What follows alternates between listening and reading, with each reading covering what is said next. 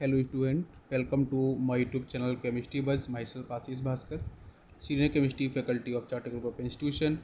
बच्चों आज हम लोग स्टार्ट करेंगे next chapter, that is the coordinate compound. Coordinate compound को बेटा हम लोग कॉम्प्लेक्स कंपाउंड के नाम से भी कॉल करते हैं। ठीक है, तो पहले तो हम ये समझेंगे कि कॉम्प्लेक्स कंपाउंड का जो फॉर्मेशन है वो एग्जैक्टली किस तरीके से होता है। ठीक है, तो इसमें देखो ये समझो, इसमें लिखा है कॉम्प्लेक्स। तो कॉम्प्लेक्स वर्ड का बेसिक मीन ये है कि आपको कोई भी कंपाउंड अगर आपको दिया जा रहा है तो कंपाउंड देने के साथ आपको कैसे पहचानना है कि वो सिंपल कंपाउंड है, सिंपल सॉल्ट है, या फिर आपका एडिशनल सॉल्ट है, या फिर कंपाउंड सॉल्ट है, ठीक है, या फिर कॉम्प्लेक्स सॉल्ट है। तो देखो उसमें जो भी गिवन कंपाउंड है उसका आपको हाइड्रोलिसिस कराना है एक्वस मीडियम में। तो वहाँ पे एक तो मिलेगा आपको कैटायन और एक पार्ट आपको मिलेगा वहाँ से एनायन। ठीक है, cation is positively charge, anion is negatively charge. अगर आपका कैटायन कॉम्प्लेक्स है, कैसा है, कॉम्प्लेक्स, ठीक है, तो उसे भी हम क्या बोलेंगे, कोऑर्डिनेट कंपाउंड और कॉम्प्लेक्स कंपाउंड। अगर एनायन कॉम्प्लेक्स है तो भी उसे हम बोलेंगे क्या बच्चों, कॉम्प्लेक्स कंपाउंड ही बोलेंगे। जैसे एग्जांपल देखते हैं तो आपको और समझ में आ जाएगा। ये ध्यान देना, जैसे मैं लिख रहा हूँ K4Fe, पहले तो आपको मैं पहचाना सिखा रहा हूँ। ठीक है, कॉम्प्लेक्स कंपाउंड ये गिवन कंपाउंड है। अगर आप इसका आप आयोनाइजेशन कराओगे तो यहाँ से क्या मिलेगा, 4K+ मिलेगा। नेक्स्ट FeCN6, इधर बच्चों चार्ज क्या होगा इसके ऊपर, -4 चार्ज होगा। और आयरन का ऑक्सीडेशन निकालोगे तो यहाँ पे आपको +2 मिल जाएगा। ठीक है, तो ये तो आपका जो होगा it is a central metal ion. और यहाँ Cn बच्चों क्या है, ये आपका है लिगेंड। ठीक है, अच्छा अब ध्यान देना कि जितने भी आपके अभी पहचानना ही कॉम्प्लेक्स कंपाउंड है कि नहीं है। तो यहाँ पे एनाइन देखो, तो जो जो कैटायन कैसा है बच्चों, 4K+, ये तो आपका सिंपल है, सिंपल कैटायन है। और एनाइन को देखो ध्यान से, ये है आपका FeCN6 -4 चार्ज। ये एनाइन बच्चों कैसा है, कॉम्प्लेक्स। क्यों कॉम्प्लेक्स, इसलिए है क्योंकि यहाँ पे आपका जो आयरन +2 की स्टेट में है, इसको अगर आप टेस्ट करना चाहो, इसको आइडेंटिफाई करना चाहो तो आप बिल्कुल भी इसका टेस्ट नहीं कर सकते हो। क्यों, क्योंकि ये बच्चों क्या है, Cn के साथ अभी भी अटैच्ड है। तो ये एनाइन यहाँ पे इस गिवन कंपाउंड में एनाइन कैसा है, कॉम्प्लेक्स, कैटाइन कैसा है, सिंपल। जब एनाइन में तो हम बोल सकते हैं कि दोनों में से, कैटाइन एनाइन में से अगर कोई भी अगर आपका कॉम्प्लेक्स है तो उसे हम कॉम्प्लेक्स ही बोलेंगे, या फिर दोनों अगर आपके कॉम्प्लेक्स हैं तो दोनों ही कॉम्प्लेक्स। अब कॉम्प्लेक्स को समझने के पीछे एक सिंपल सा पॉइंट क्या होता है कि भाई आप फर्दर वो आयनाइज नहीं होंगे, आप उसका टेस्ट, अगर यहाँ पे मैं बोलूँ कि क्या मैं गिवन पोटेशियम आयरन दोनों में से किसका मैं टेस्ट कर सकता हूँ, तो पोटेशियम का आप टेस्ट कर पाओगे। ठीक है, लेकिन आप आयरन का टेस्ट नहीं कर पाओगे क्योंकि बेटा वो आयोनाइज ही नहीं हुआ है, तो उसका आप टेस्ट नहीं कर पाओगे। So that's why this is called complex compound. कुछ और एग्जांपल्स लेते हैं यहाँ पे समझने के लिए। जैसे ध्यान दो, CuNH3 नाउ इट इज़ 4। ठीक है, इस तरीके से लिखा मैंने, और सल्फेट मैंने बाहर निकाल दिया। तो देखो जितने भी आपके कॉम्प्लेक्स सॉल्ट होते हैं बेटा वो कैसे वीक इलेक्ट्रोलाइट कैटेगरी में आते हैं। तो इक्विलिब्रियम आपको देखने को मिलेगा इन द एक्वस सॉल्यूशन। तो यहाँ से आपको मिलेगा CuNH3 नाउ इट इज़ 4, इस पे चार्ज हो जाएगा बच्चों कितना, +2, बिकॉज यहाँ से मिलने वाला है SO4 -2। ऑक्सीडेशन नंबर की बात करोगे तो कॉपर आपका कैसा होगा, +2 की स्टेट में मिलेगा, और this is a central metal ion. ठीक है, अमोनिया जो है बेटा वो आपका यहाँ पे लिगेंड है, राइट। यहाँ पे आपके 4 अमोनिया लिगेंड्स हैं। बाकी आपका सल्फेट। अभी क्वेश्चन यहाँ से ये है कि क्या ये कॉम्प्लेक्स कंपाउंड होगा, ये गिवन कंपाउंड, क्या ये कॉम्प्लेक्स, यस बिल्कुल। क्यों, क्योंकि यहाँ पे जो आपको हाइड्रोलिसिस प्रोसेस के बाद आपको जो मिला यहाँ पे कैटायन है, वो कैटायन कैसा है बच्चों, कैटाइन आपका कॉम्प्लेक्स है। क्यों, अगर मैं बोलूँ कि आप कॉपर +2 का टेस्ट करना चाहोगे तो आपको टेस्ट नहीं कर सकते हो। ठीक है, क्योंकि अभी भी अमोनिया के साथ अटैच्ड है। सल्फेट का टेस्ट करना चाहोगे बिल्कुल आपको कर सकते हो, बिल्कुल फ्रीली कर सकते हो, कोई दिक्कत नहीं है। तो यहाँ पे जो एनायन है वो सिंपल है, बट जो कैटाइन कैसा है, कॉम्प्लेक्स है। तो इस तरीके से आइडेंटिफाई कर सकते हैं कि गिवन कंपाउंड आपकी कॉम्प्लेक्स है कि कॉम्प्लेक्स नहीं है। ठीक है, अच्छा नेक्स्ट हम लोग बात करते हैं कि आपके कॉम्प्लेक्स जो कंपाउंड हैं इनके फॉर्मेशन के लिए क्या कंडीशंस होना ज़रूरी है। तो पहली कंडीशंस बच्चों आती है आपकी स्मॉल साइज़। स्मॉल साइज़ मतलब सेंट्रल एलिमेंट का साइज जितना स्मॉल होगा वो आसानी से कॉम्प्लेक्स कंपाउंड का फॉर्मेशन कर लेते हैं। सेकेंड बात करते हैं बेटा हाई चार्ज डेंसिटी या फिर high nuclear charge. Nuclear charge जितना हाई होगा, न्यूक्लियस का मतलब प्रोटॉन्स, इसके बाद नंबर ऑफ प्रोटॉन्स जितने अधिक होंगे, जितना का न्यूक्लियर चार्ज होगा, तो डेफिनेटली बच्चों वहाँ पे आपका कॉम्प्लेक्स फॉर्मिंग टेंडेंसी भी आपकी मैक्सिमम होगी। Next condition vacant D orbitals. Vacant D orbitals, अगर वेकेंट डी ऑर्बिटल्स हैं तो भी आपको वहाँ पे कॉम्प्लेक्स फॉर्मिंग टेंडेंसी आपको देखने को मिलेगी। समझ में आ रहा है बेटा यहाँ तक ये कॉन्सेप्ट आपको? ओके, ये आपका यहाँ पे हो गया है क्लियर। इसके साथ जैसे एग्जांपल ले लेते हैं, मैंने अभी डिस्कस किया था K4FeCN6, ठीक है, मैं यहाँ पे लिख लेता हूँ उसको समझाने के लिए, ध्यान दो। मैं यहाँ पे फिर लिखता हूँ K4FeCN6। जब मैंने इसे आयोनाइज कराया था, वीक इलेक्ट्रोलाइट है आपका, ये कॉम्प्लेक्स कंपाउंड वीक इलेक्ट्रोलाइट ही होते हैं, तो मिलेगा आपका 4K+ and FeCN6 having the -4 charge. तो इसका स्ट्रक्चर कैसा होगा वो समझो।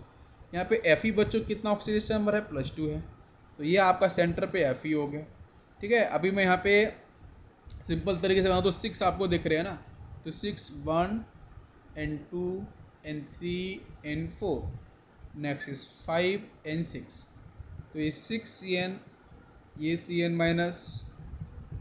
माइनस लिगेंड आपके इस तरीके से अटैच हो जाएंगे, और जहाँ पे इसको मैं अगर इसको स्ट्रक्चर देना चाहूँ तो ये आपका कुछ इस तरीके से आपका ये फॉर्म हो जाएगा, ठीक है, यस, इस तरीके से, है ना।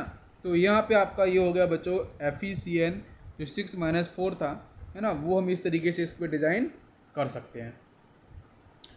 बाकी अगर आप ये भी पूछोगे कि जैसे KMnO4 को लेके हम आते हैं KMnO4, तो KMnO4 में Mn बच्चों डी ब्लॉक एलिमेंट है, तो ये बेटा आपको मिलता है K+ एंड MnO4 - के अंदर। नेक्स्ट बात करते हैं K2Cr2O7, क्या ये भी कॉम्प्लेक्स कंपाउंड है, तो ये 2K+ में मिलेगा, एंड Cr2O7 - 2 मिलेगा, क्या ये भी कॉम्प्लेक्स कंपाउंड है बच्चों। तो ये आपके कॉम्प्लेक्स कंपाउंड नहीं है, ठीक है, ये कॉम्प्लेक्स कंपाउंड नहीं है, क्योंकि यहाँ पे आप देख सकते हो सिंपल कि जो भी कैटाइन एनायन आपको देखने को मिल रहे हैं उसमें से आप इजीली टेस्ट कर सकते हो, इसमें कोई आपको दिक्कत नहीं होने वाली है, ठीक है, क्योंकि यहाँ पे लिगेंड्स ऐसा कोई आपका रूल्स यहाँ पे डेवलप नहीं हो रहा है। ये आपको समझ में यहाँ पे आ गया होगा, कैसे पहचानना है वो क्लियर हो गया। इसके बाद नेक्स्ट हम बात करने वाले हैं formation of complex compound. Next is formation of complex compound. तो जब आपको मैं एक्चुअली यहाँ पे ये बताने वाला हूँ कि आपके जो लिगेंड्स होते हैं वो लिगेंड्स कितने अटैच होते हैं, कितने उसके नंबर्स होते हैं, है ना।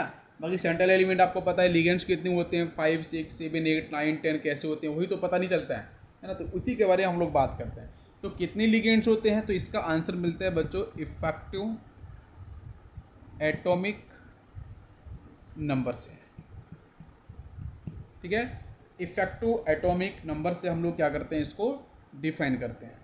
इस तरीके से हम सॉल्व कर सकते हैं।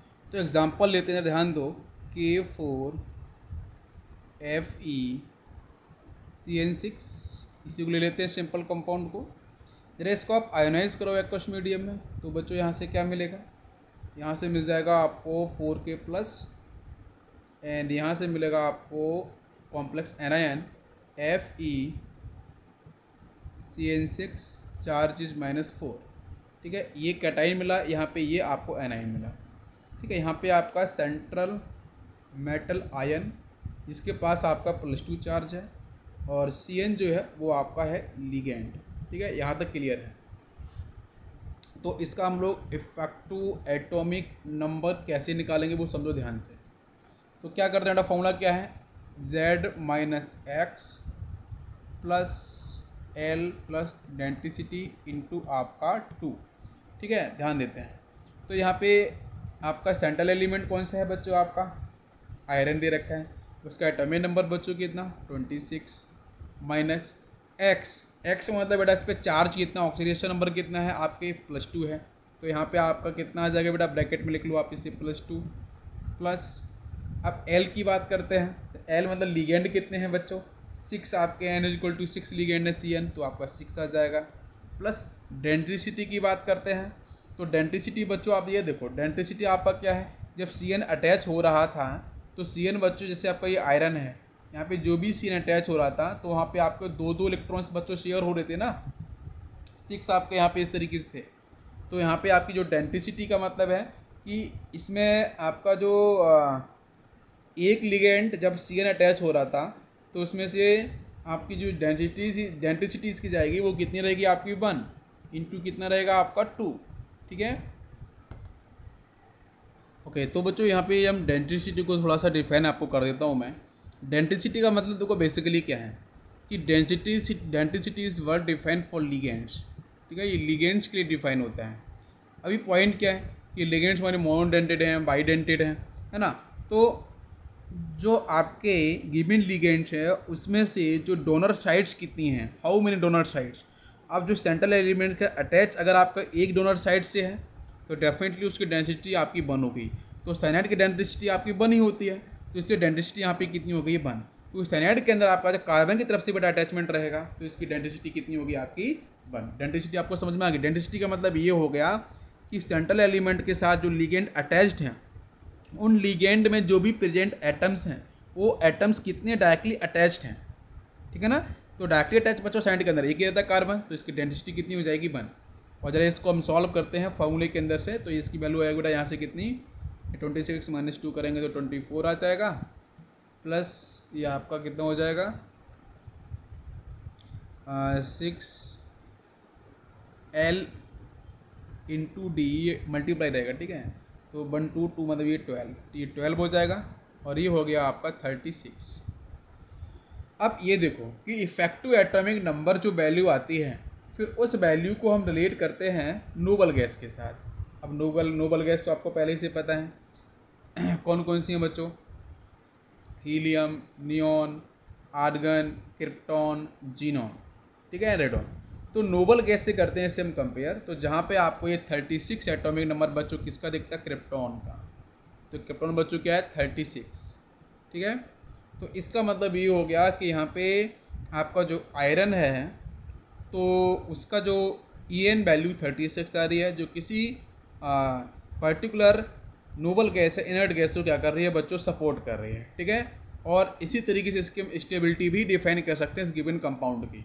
जितना क्लोज आपका EN वैल्यू होगा वो कंपाउंड उतनी अधिक कैसा होगा? स्टेबल होगा। ठीक है, मतलब ये कंपाउंड हमारा प्रॉपर स्टेबल है। अभी यहाँ से बात करेंगे हम CN के अटैचमेंट को लेके, तो चलते हैं उस कॉन्सेप्ट को समझने के लिए। तो EN ने एक्चुअली बताया आपको कि ये हमारा कंपाउंड कितना स्टेबल है और ये क्या कंपाउंड आपका प्रॉपर आपको फॉर्म होता है कि नहीं होता है।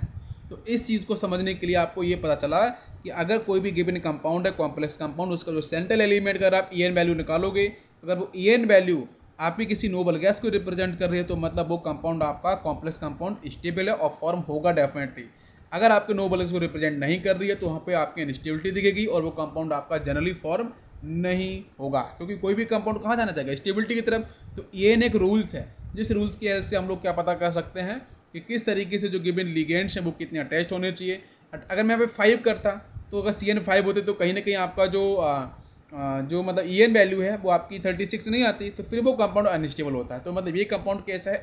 स्टेबल। तो EN आपका ये पॉइंट को रिप्रेजेंट करता है। क्लियर हो गया ये पॉइंट? अब चलते हैं नेक्स्ट पॉइंट की तरफ। तो K4Fe CN6 बच्चों इसको मैंने आयोनाइज कराया था। B इलेक्ट्रोलाइट है बच्चा, ये कॉम्प्लेक्स कंपाउंड रहते हैं। तो 4K प्लस NN कॉम्प्लेक्स बेटा होगा, Fe CN6 इस पर चार्ज -4 और आयरन के पास +2। तो ध्यान देना यहाँ पे आयरन बच्चों 26 एटॉमिक नंबर, इसका आप कॉन्फ़िगरेशन लिखो जरा, तो क्या होगा, 3D कितना हो जाएगा 6 4s2, इनर्ट गैस की हेल्प से लिख दिया मैंने 3d6 4s2। और आयरन बच्चों है क्या, एक्चुअली यहाँ पे +2 की स्टेट में है, 2 इलेक्ट्रॉन्स गए हैं और 2 बेटा कहाँ से जाएंगे 4s से, 4s के पास से 2 बाहर चले जाएंगे तो मिलेगा 3d6 और मिलेगा 4s0, ये मिलेगा आपको इलेक्ट्रॉनिक कॉन्फ़िगरेशन।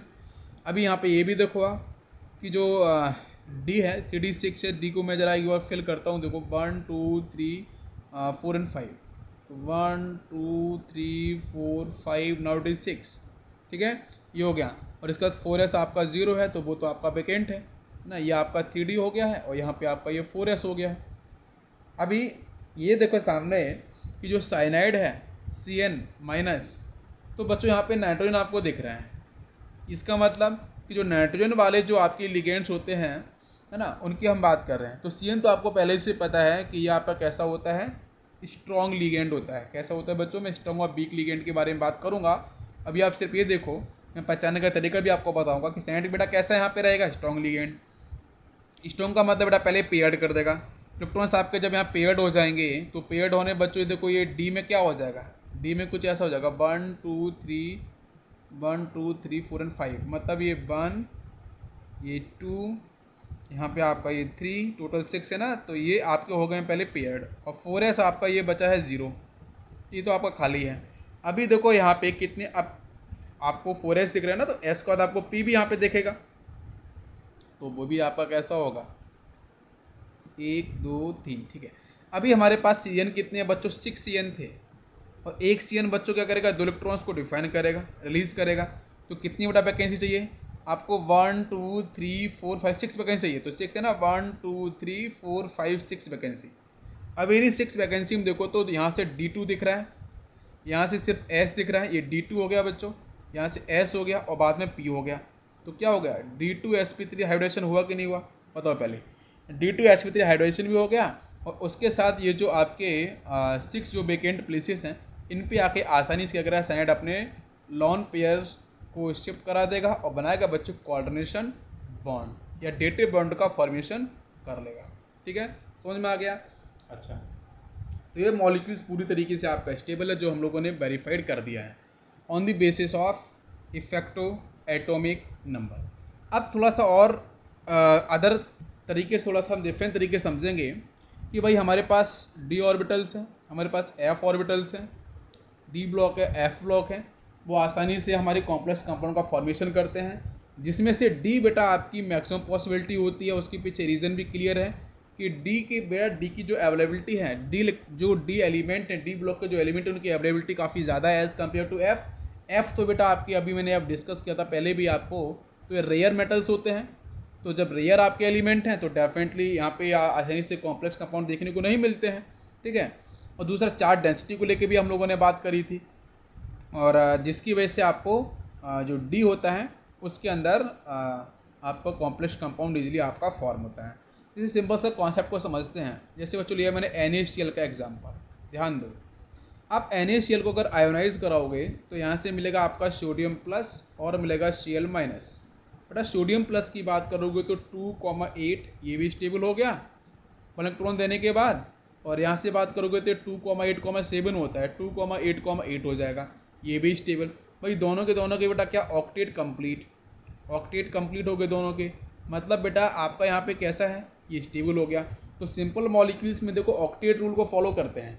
अगर मैं बात करूँ हमारे पास नॉर्मल कंपाउंड है या फिर हमारे पास सिंपल कंपाउंड है, तो उनके लिए बच्चों हम स्टेबिलिटी देखते हैं तो ऑक्टेट रूल से फॉलो करते हैं। लेकिन हमारे जो कॉम्प्लेक्स कंपाउंड है, क्या वहाँ भी हम ऑक्टेट रूल को ही फॉलो करेंगे, तो चेक करते हैं ज़रा। ठीक है, देखो ध्यान से। तो जैसे कॉम्प्लेक्स कंपाउंड की बात कर लो, मैं एक बहुत ही सिंपल से कंपाउंड ले रहा हूँ बेटा, FeCl2 ले रहा हूँ, यहीं से स्टार्ट करता हूँ आयरन से। तो FeCl2 अगर आप एक्वस फेज में लेके आओ आयनाइज कराओगे तो यहाँ से क्या मिलेगा बच्चों, यहाँ से मिल जाएगा आपका Fe+2 की स्टेट में चला जाएगा और 2 आपको मिलेगा Cl माइनस। तो यहाँ से हम एक Cl माइनस को बाहर लेते हैं, तो Cl माइनस का मतलब बेटा 2,8,7 होता है Cl माइनस का मतलब 2,8,8, मतलब इसका ऑक्टेट कंप्लीट हो गया, ये तो स्टेबल हो गया। लेकिन जो Fe+2 वाला है, इसी केस को समझो। यहाँ पे बेटा इसका कॉन्फ़िगरेशन क्या होगा आपका, ये हो जाएगा आपका 3s2 3p6 3d6 ध्यान दो ज़रा, ठीक है। इसके पास कितने इलेक्ट्रॉन्स बच्चों? 14 इलेक्ट्रॉन्स, ठीक है। 14 इलेक्ट्रॉन यहाँ पे आपको दिख रहे हैं। अभी क्वेश्चन तो वही है कि क्या ये स्टेबल हुआ? तो ऑक्टेट वाला कॉन्सेप्ट फॉलो करोगे तो Fe+2 क्या ऑक्टेट से आपका स्टेबल हो रहा है? नहीं। और यहाँ तो 14 इलेक्ट्रॉन है, ऑक्टेट से भी देखें तो क्या ये स्टेबल होगा? बताओ भाई, क्या ये वैसे आयरन का अगर आप सिंपल निकालते हो कंप्लीट इलेक्ट्रॉनिक कॉन्फ़िगरेशन तो क्या होता है? 26 होता है ना इसका एटॉमिक नंबर। तो ये हो जाएगा 1s2 2s2 2p 6 हो जाएगा, 3s2 हो जाएगा, 3p6 हो जाएगा, एंड नेक्स्ट इस 4s2 होगा और 3d6 होगा। इलेक्ट्रॉन्स के निकलने की बारी आएगी तो n=2 सबसे अधिक वैल्यू देखो बट्टो ये रहा आपका 4s2। तो यहाँ से दो इलेक्ट्रॉन्स बाहर चले जाएंगे। अरे समझ में आया कि नहीं आया? तभी तो 4s मैंने 0 लिखा है, ऊपर लिखा ही नहीं है ना यहाँ पे। तो देखो क्या है 3s2 बेटा आपका देखो 4 से इलेक्ट्रॉन बाहर चले गए, 4th ऑर्बिट से बचा क्या है? 3rd ऑर्बिट वाले। तो 3s2 बचा है, 3p6 और 3d6। तो ये लग गया आपका कॉन्फ़िगरेशन। अभी यहाँ पे ऑक्टेट वाला काम हो ही ना बेटा, यहाँ पे कितने 14 इलेक्ट्रॉन्स हैं। तो ऑक्टेट रूल यहाँ पे फॉलो नहीं किया, यहाँ पे फॉलो करेगा भी नहीं। तो अब इसको हम स्टेबल कैसे करें?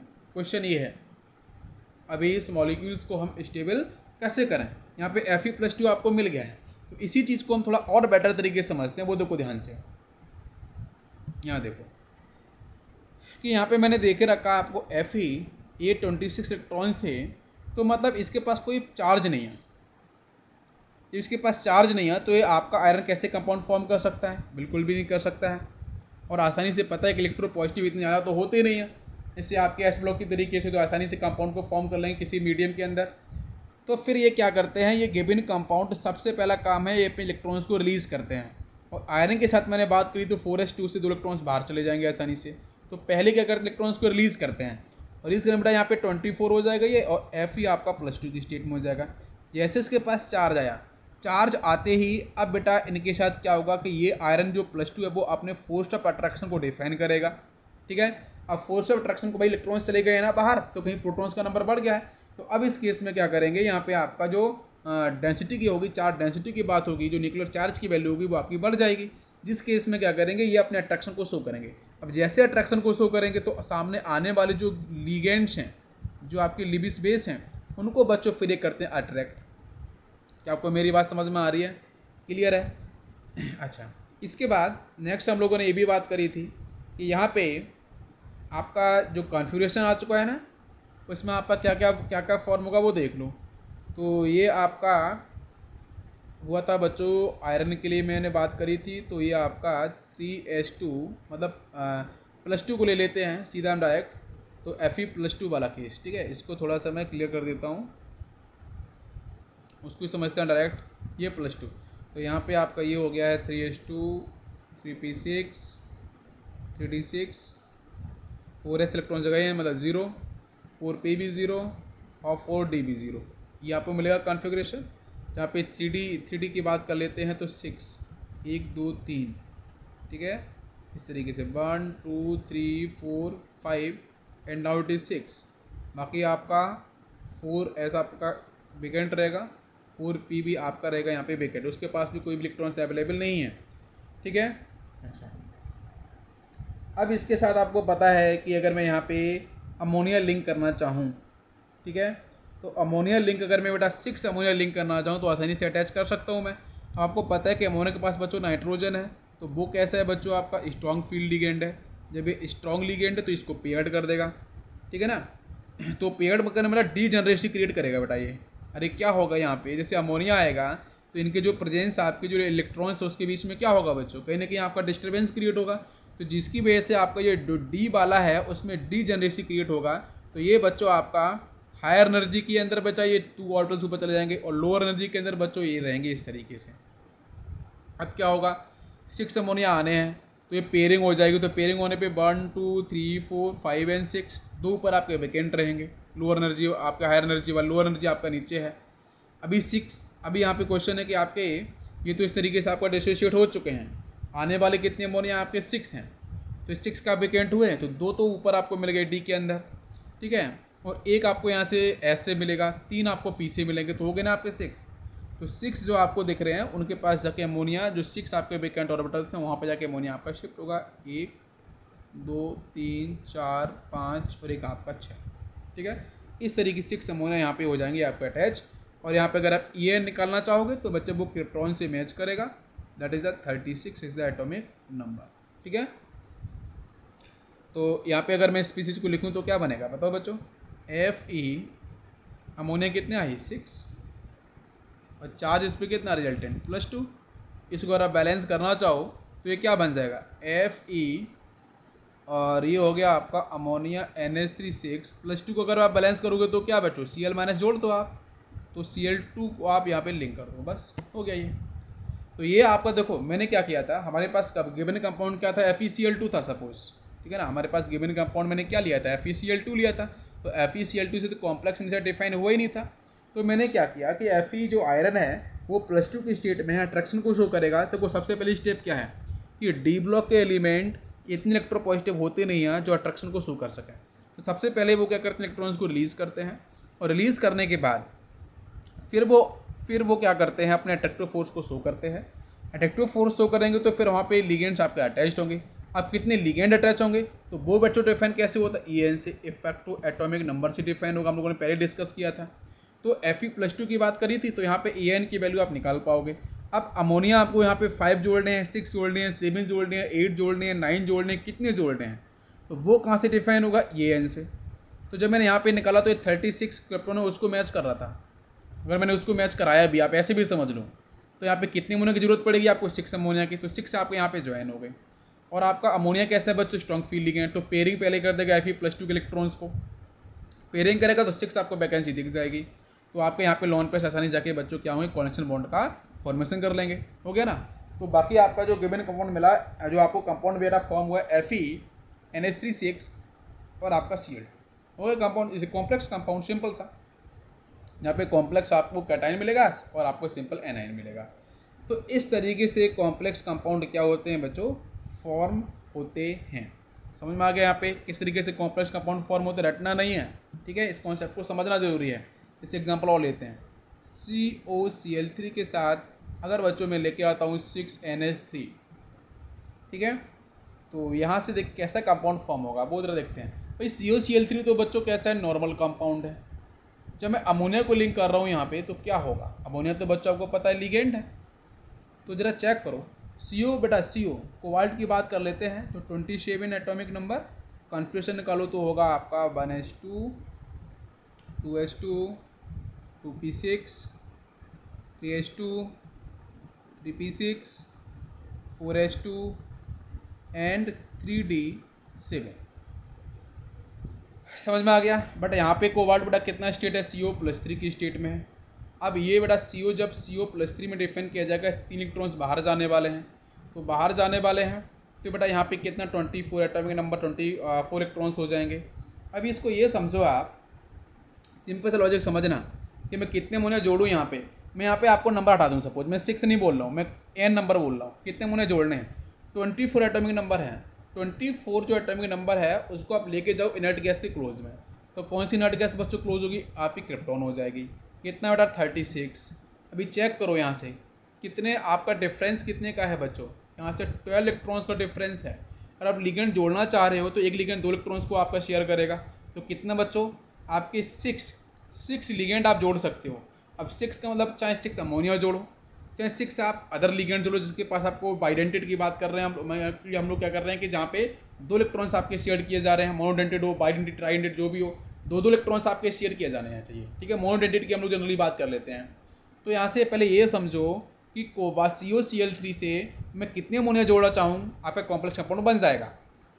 CO का पहले निकालो इलेक्ट्रॉनिक कॉन्फिगरेशन, CO का ऑक्सीडेशन नंबर क्या है +3, और इसे कितने बेटा 24 जो है बेटा वो किस नोबल गैस को मैच कराएगा सबसे क्लोज, क्रिप्टॉन 36। कितने इलेक्ट्रॉन चाहिए बेटा, डिफरेंस कितने का, 12 इलेक्ट्रॉन्स का। तो 6 आप यहाँ पे क्या कर सकते हो, आप यहाँ पे आसानी से ज्वाइन करा सकते हो 6 लिगेंड्स को। समझ में आ गया। तो 6 यहाँ पे आप 6 अमोनिया को आसानी से ज्वाइन करा दो, हो गया कंपाउंड आपका फॉर्म। अरे सिंपल तरीका था। बताओ बच्चा क्या बनेगा यहाँ पे, इसकी आंसर बता दो जल्दी से। इसका देखो इन दोनों रिएक्शन करने पे क्या मिलेगा, CO। होता क्या है ना कि बच्चे रिएक्शन को रटते हैं कि उसमें 6 जोड़े हैं, 5 जोड़े हैं, और यहाँ पे माइनस आपका +3 चार्ज है ना, +3 को बैलेंस करने के लिए आपके 3Cl हो गए, बस हो गया। तो एक क्वेश्चन ये है कि अगर केबिन कंपाउंड है, अगर रिएक्शन दे रखी है तो वहाँ पे रटना पड़ता है, और कॉम्प्लेक्स कंपाउंड रिएक्शन से अलग तरीके से होती हैं। तो बेटा देख रहा है COCl3 पे 6 अमोनिया जोड़े जाएंगे, है ना, तो क्या यहाँ पे इस तरीके से फॉर्म होगा। तो आप कॉन्सेप्ट को समझो, है ना, वो किस तरीके से डेवलप हो रहा है वो आपके लिए इम्पोर्टेंट है। क्लियर है बेटा। चलो अंदर हम लोग आइसोमेरिज्म एंड जो कलर के लिए रिस्पॉन्सिबिलिटी, क्या किस तरीके से कलर आपके जनरेट किए जाते हैं, कलर क्या क्या रिस्पॉन्सिबिलिटी है ना, और बैलेंस पॉइंट थ्योरी, वो सब पॉइंट पे हम लोग डिस्कस करेंगे। तो आज इतना रखते हैं। Thank you, thanks for watching.